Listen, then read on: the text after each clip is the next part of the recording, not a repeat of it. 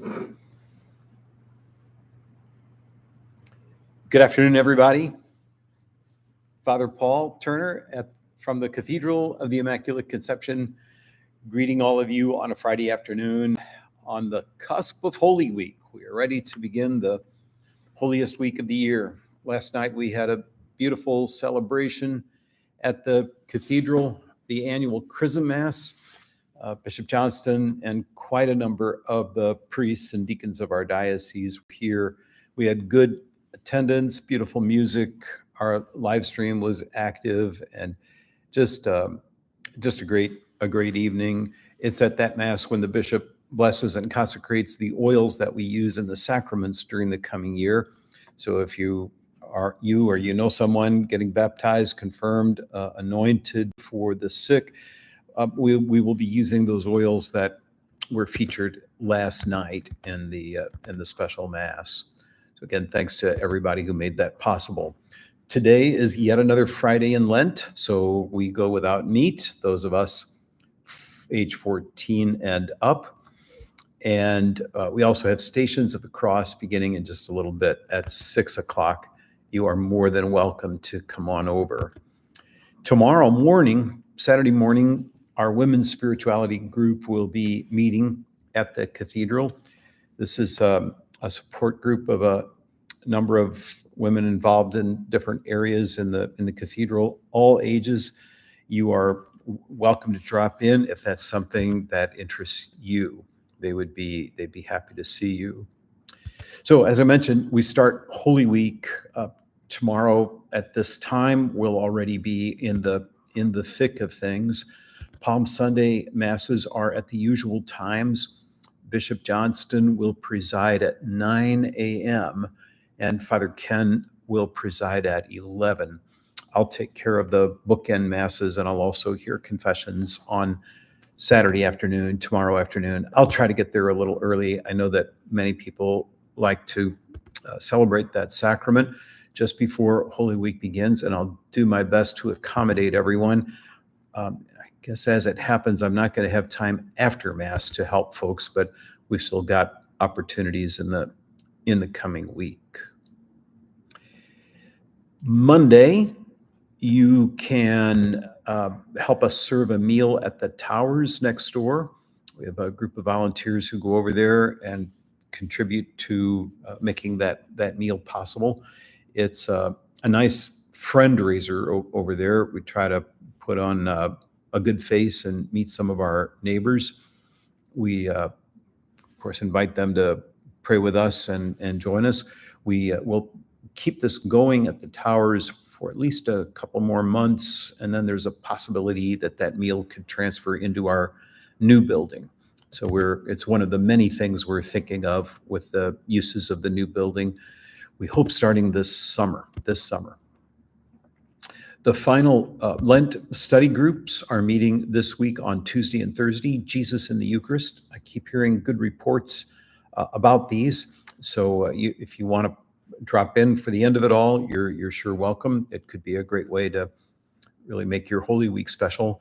That'll be Tuesday evening and Thursday afternoon. Those interested in joining the church, as usual, meet on Monday, and we are happy to work with them. Quite a number of them will join the church, in a week at the Easter Vigil, and one even on Easter Sunday morning. So it'll be a weekend of a lot of festivity. I'll tell you more about it next week, but we'll also have some First Communions at the Easter Sunday morning Mass. So we are very excited about that. So speaking of those Masses, the Holy Week Masses, I really encourage you to make this a priority this week. Catholics are very faithful about including prayer and worship, common prayer and worship, especially on Sundays. This is the week of all weeks, and if there are extra services you ever want to get to during the year, these are the ones. So Thursday night, this coming Thursday night is Holy Thursday. Bishop Johnston will preside this year. The Mass is a commemoration of the Lord's Supper. And as we hear in John's Gospel that Jesus washed the feet of the disciples, So Bishop Johnston will wash the feet of those who wish to come forward and participate in it. It's a very moving celebration. At the end of the Mass, we place the Blessed Sacrament in the tabernacle in a solemn procession. And then people are welcome to stay in adoration. I think we're doing it like an extra hour or something like that. We'll have scripture readings this year, some passages from John's Gospel, chapter 17, I believe, as part of the adoration that concludes Holy Thursday. So again, please make an effort to come over. We would just love to have you be part of all of this. Then on Friday, Good Friday, at 3 o'clock is the main service, the Passion of the Lord. We'll have our traditional Stations of the Cross, contemporary stations that we've done for many, many years at 12:15. So if either of those times works for you, please come. But if you have to pick one, pick the 3 p.m. service when we will proclaim the Passion according to St. John.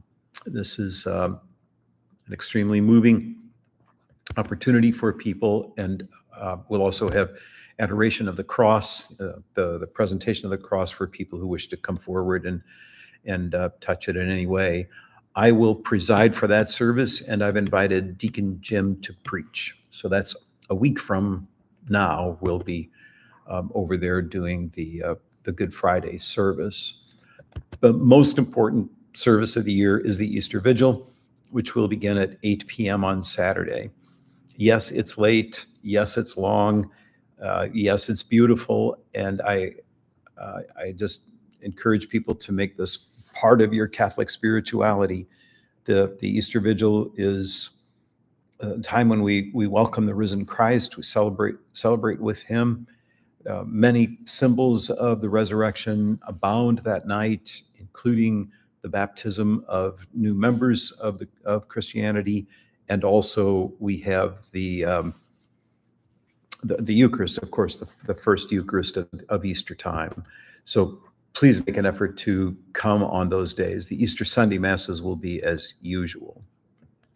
Looking ahead a little bit, on Saturday, May 4, so about 6 weeks out, our diocese and the Archdiocese of Kansas City and Kansas are co-sponsoring an event at Liberty Memorial called Behold KC. We'll have Mass outdoors, followed by Eucharistic adoration. Leading up to the Mass, there will be times for confession, and after adoration, more times of music. So Steve Angrisano is coming to lead the music.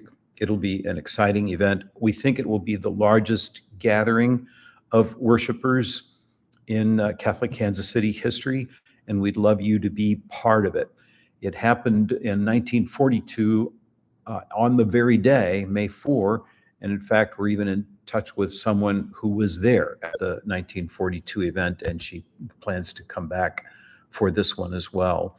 We expect thousands of people out there for a beautiful, prayerful afternoon, May 4.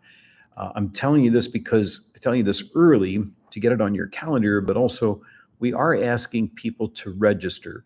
You don't have to register to come, but it would help us to know how many people will be there. So please go online, Behold KC, and you'll find the event there. What else? Morning Glory Ministries, congratulations to John Krause and the Morning Glory team who received a $15,000 grant from the diocesan parish-based ministry grants. Some of the contributions you make to our diocesan efforts come back to us, and this is an example of that. We're very proud of the work we've been doing with Morning Glory Ministries, and it's great to have affirmation of this kind. So congratulations to everybody who's making that ministry so important. We reach out especially to the homeless downtown, and we're aiming to make their lives better. The tour of the new building was great fun last week, so thanks again to all who took part in that. Bishop Johnston himself had not been in the building since construction began, so he was very impressed with what he saw. He told me he was nervous the building was going to be small once we got in there, at least from the outside. It looks a little small for what we need, but he was pleasantly surprised with the generous space of the hall, and even one of the meeting rooms is really quite large. So I think you'll be very pleased. We'll have an open house some point that could be in May. I don't know yet, but there'll be another opportunity for people to go in before we open officially. We're not yet announcing an official opening date because a lot can still go wrong, but I'm hoping that 3 months from now we'll be in there and you'll have parking again and things will be great. So we're looking at June, but again, we don't have a specific date that I feel we can confirm. Oh, and then I also mentioned here in my letter this week about the expenses on the new building. Thanks to so many generous people, we've almost reached our goal. We have over $13 million pledged to our building that will be a little bit south of $15 million. And of course, we have a couple million more to raise on top of that just for the upkeep of the cathedral. But we're at the point now within the next month or two when we will officially go into debt because we have pledges for more of the money, but the money has not yet arrived. So I went ahead and prepaid the rest of my pledge. And if you're in a position where you can do that, that really will help Cathedral Parish right now. When we borrow money, that's going to be a 7% fee on top of it. And it's an expensive way to service a loan. So the more we have in right now that we can put toward it, the more money we save overall down the line. So I'm just really grateful to everybody for your support. But if you could check and see if this is a time you could advance your giving on your pledge, that's going to go far. And if you haven't pledged yet but would like to, you still may. We encourage people to make a multi-year pledge because it'll challenge you to give a little bit more and will benefit the cathedral a whole lot more. We think this new building is going to be a place where we'll be able to evangelize better, welcome new people to our facility, encourage them to come worship with us and meet Jesus Christ in all the people who represent him here. I think that's all oh no, there's one more thing I should tell you, and that is that Angelica Vega has her birthday, I think it's a week from today. Let me double check that. Yes, on Good Friday this year, Angelica celebrates her birthday. Many of you don't know her because she is not often here on a Sunday or a Saturday afternoon when you're here. But when you see how beautiful the interior of the cathedral looks, it's because of Angelica's hard work. She is a longtime dedicated employee. We're blessed to have her. So a happy early birthday to Angelica, and do keep her in your prayers as she celebrates another year of life. Well, wonderful to be with you all. I hope I get to see you this weekend as we begin the holiest week of the year. Please set aside some time, come worship with us, cancel some of your other activities so that you can make church this week a priority. You'll be pleased that you did. God bless you. See you soon.